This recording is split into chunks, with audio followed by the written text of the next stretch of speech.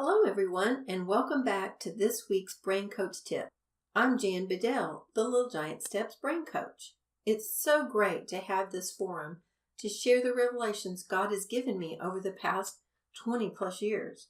I've walked with many different families as they incorporate the help of the neurodevelopmental approach to see life-changing results.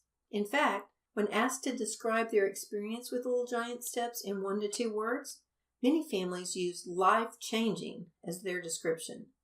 My goal is to equip you with some brain-changing tips that can change your child's future. I want to ask you to do someone a favor. Please share the link to this podcast with people you know. They may know someone that really needs to hear this message. More than 20 years ago, a now dear friend of mine, Linda, took a chance telling an acquaintance at church, which was me, about the neurodevelopmental approach. She had a child with learning challenges that had been helped with this and recognized my daughter could benefit from neurodevelopment. You know, it's not an easy subject to bring up to someone you don't really know well, but I will be forever grateful that she did because it changed my daughter's life and put me on a path to be here to bring encouragement to others. You just never know when you might be the link God wants to use so another family can get the help they are praying for, especially if they're dealing with a drama queen or a drama king, which is our subject for today. Well, I have the privilege of having Ruth Young join me again this week. If you're listening for the first time, I want to give you a little of Ruth's background. She's been a pastor's wife for 36 years. She's homeschooled 5 children through at least portions of their education. She's been a practicing neurodevelopmentalist for over 10 years. Thank you for being back with us this week, Ruth. It's my privilege to be here, Jan. Like I said, you've homeschooled all 5 children, but with 2 of the children, you used the neurodevelopmental approach for like 4.5 years, right? Yes, ma'am. Was that because they needed that much intervention? Well, anyone can benefit from intervention at any age, but that was the time when I was training and learning more about the brain and learning more about how to help the brain work better. And the more I learned, the more I wanted my girls to have the benefit of better brains. And I kept learning new stuff, and I didn't want them to miss out on any of the treasures. That's great. So even though you were a certified teacher and had been doing this traditional homeschool in the past, what did you think about the difference in that kind of homeschooling with the neurodevelopmental approach? Well, of course, you have to have the academics, and you are an educational consultant, and you were the one evaluating my girls. So it was unique because I had not been familiar with the neurodevelopmental approach, and it was different. But I had confidence that you knew what you were talking about, so I just did it, and the results were just amazing. It just blew me away. Of those 5 children that you have, I understand that you had a drama queen at your house. I thought it'd be maybe a good thing to start off this episode with a real life story of what life can be like with a drama queen living with you. Can you tell us a little bit about your story? My daughter Mercy was our 4th child and cute as a bug, very relational, and bright, just like all of the others. However, we didn't know about the auditory processing. That was her issue. It was very low, and consequently, she was acting younger than her age. And it was like she was annoying. You know, her behaviors were younger than she really was. And I don't know, it was like she lived with her feelings on her shoulders. And any little thing anybody said would set her off. And I think when I first came to you, Jan, she was having about 5 meltdowns every day. And this is when she's 11, is that right? Isn't that about when I started seeing her? Yes, she was in the 5th grade, 11 years old. Well, you said her processing was low. That's her auditory sequential processing, holding those pieces together. And that can affect you amazingly. So she was at school at this time. She was in a public school. So how was that situation? Actually, she was making A's at school and doing very well academically. However, she couldn't get along with anyone on the playground because not everyone wanted to play her way. Ah, yes. And how that translated at home? Well, of course, she was acting younger and annoying all of her siblings and frustrating. It was just frustrating to us. You know, at some point you want your children to act their age, and she couldn't. Yeah, and at 11, you kind of had that expectation, but it wasn't coming through. So did she act out at home or? Oh, yes. She did all kind of inappropriate attention-getting behaviors because she needed attention, but it seemed like all the attention she got was negative. And it's a heartbreak for a mom. Yes, it really is. And for you yourself, I mean, when you have all this emotion going on, it's hard to hold it together yourself. Yes. Would you say? Yes, we needed help. And I just hadn't heard of the neurodevelopmental approach, and I was unfamiliar with auditory processing. I was a certified teacher, but it was not a part of our schooling, so I was unfamiliar with it. Mm-hmm. So I've been talking about auditory processing for 20 years, and apparently it's gotten worse and worse as we've been doing more visual things. And now it's just really a buzzword these days, auditory processing, and they even have labels for it.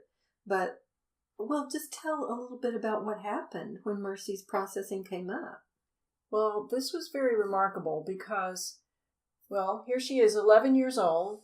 She's just about 12, the age she should be babysitting. But she could never stay at home alone without freaking out. And after we did just 4 months of the program, she came up 2 years of development in her auditory processing, which made the world of difference because now she could stay at home alone for the first time ever. You have mentioned over the years something that you were impressed with because her academics came up in those 4 months too, right? Well, yes. As a teacher, of course, I have been familiar with all kinds of programs, and I had never seen any child make so much progress with any program as this 4-month period of time that I worked with Mercy. She came up not only the 2 years in auditory processing, but she also came up a whole year in reading comprehension and a whole year in math computation skills. And we didn't do anything different in reading or math. It was as if her brain started working better. She matured and suddenly she was taking giant steps, leaps in academics as well as social skills. So like 3 times the academics of a typical time period of 4 months, she went up 3 times as much as she typically would. And this is, you had pulled her out of school at this point. Yes, and you know what else happened? I quit my job substitute teaching and I started training in neurodevelopment because I wanted to help other parents have the same experience that I had in helping their own children. That's a great story. So I went into this in podcast number 4, an activity that you can do that you did with Mercy that made that difference of 2 years in that 4-month period. And typically that was pretty fast. I haven't seen that as much. Usually it's about a year every 4 months, which is still accelerated, but she did even past that, which is pretty exciting. But basically what you did was a little short, intense 2-minute activity with her twice a day called digit spans. And people can go on the Little Giant Steps website on the store and get the digit span cards with all the instructions and everything that they need there and go ahead and start working on that aspect. Now, that's not always the only aspect of difficulty for a child that's being dramatic. And we're going to talk about some other things, but that can be huge. There's a computer program that's on our website too that works on this short-term memory for auditory and visual. And so you can have a couple of resources there to really help with that skill. So I had taken a whole podcast, number 4, to go over the details of that. So if you're interested in finding out more information about that, you can go back and listen to that. And next week, we're going to be talking about some ADD kind of symptoms, which also goes along with this. So you can stay tuned and listen more about this auditory processing, which affects behavior so much. It affects comprehension, following directions, all kinds of issues that we want to be at their prime, but oftentimes because of this low ability, it's just not working well for the kids. But, we talked about other things that may cause this emotionality, and over the years, you and I have worked with a lot of kids, and the mixed dominance has played a big role in emotionality, because if they're, like right-handed and using their left eye or ear, those two especially cause that inconsistent recall of information, which can cause a lot of frustration, which adds to their emotionality. But it also just makes them easily just going over to their subdominant, which is their emotions, and they just live there a lot. Like you were talking about the chip on Mercy's shoulder. So did Mercy have some mixed dominance too? Actually, she was using her left ear some. She's a right-handed child, and so she was supposed to be right-eared, to line it up. And she did use her right ear some, but she also used her left ear some. And that just triggered, I think, the emotions. And they were always on her shoulder, always on her sleeve, and the least little thing anyone would say. And she was dramatically upset, and 5 times a day, melting down. It was, I just envisioned peace for my family, and she needed some help. So did it have to do, did she have some of that inconsistent recall too? Yes. Let me give you an example of a very successful day. She's a happy child normally, and I was teaching her the 5 times tables, and that's a fun one. They all rhyme, 5, 10, 15, 20, 25. And she was learning the 5 time tables, and I thought she had them down, and she was happy about it, and we were celebrating it. And Jen, the very next day, she couldn't remember any of them. Wow. I thought she had learned them. She knew she had learned them, but she couldn't remember any of them the next day. And I'm scratching my head. Actually, I'm very frustrated because I taught them to her. I'm a pretty good teacher. She learned them. She's a bright child. What happened? Where did it go? Right. And that's very discouraging for both of us. Right. And so with her being a drama queen, I guess it just adds to the drama, because she doesn't know where it went either. And so that's kind of interesting. So part of the neurodevelopment that you used was the rapid recall that was developed with this neurodevelopmental input in mind. So tell us about your experience with the rapid recall system. It was like night and day. I'll tell you that, Jan. Because once she used her right ear to listen to those tracks of the for instance, the 5 times tables, and it was a pleasant experience. It was only 2 minutes, at a time. And she enjoyed the little sound effects, and she was learning them, and she could remember them. And she was thrilled that she could remember them the next day. And when we talked about them, she could tell them to me. This was like the first time in her life that she was successful remembering her multiplication tables. So the skip counting is more of what you're talking about there, right? Where she was just doing the 5s. But then the rapid recall, that's the one where it's not all in order, but there's lots of input. So was that helpful for her too?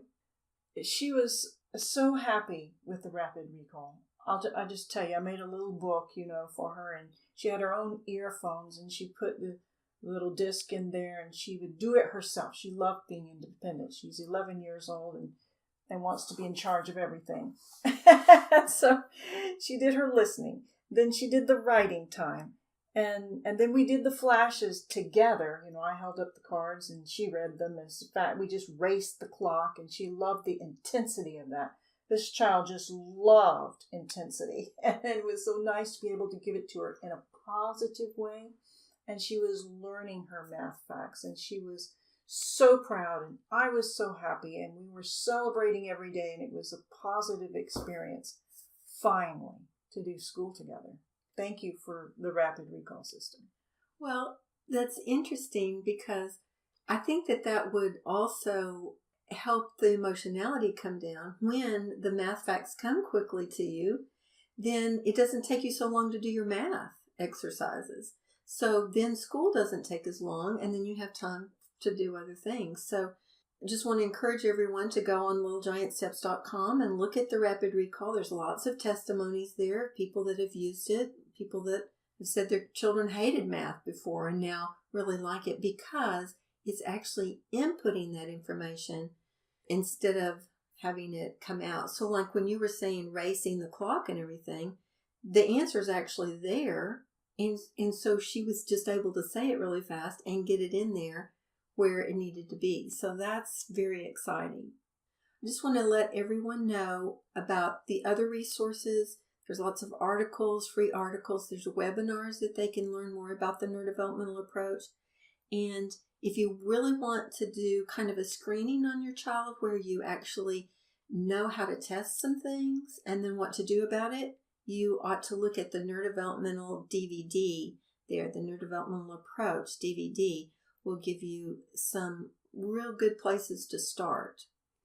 There's also some other resources on our website that could be specific for an individual. So there's an Our Services button, and you can click on that and just check out what other options you might have to do a program like Ruth did with Mercy that just has made such a difference. Now she's manager material, right? And what she's working on now is, going from not being able to even handle her emotions to being over other people, being even keeled and really making a difference there. So, very valued employee, in fact. That's the feedback she's getting. Yes. Yes. That's exciting. Well, my prayer is that this information is encouraging to you, and you're going to keep staying tuned for more Brain Coach tips to make life and learning easier. But Ruth, I want to thank you for being with me today and ask if you might come back and visit with us again in the future. Sure, be glad to. You are a wealth of knowledge. You've been working at this for a long time and seen a lot of lives change. So thank you so much for sharing with us. Well, for now, it's the Brain Coach signing off and reminding you that neurodevelopment is a dynamic approach to life at any age. So think differently. The solution is not in the problem.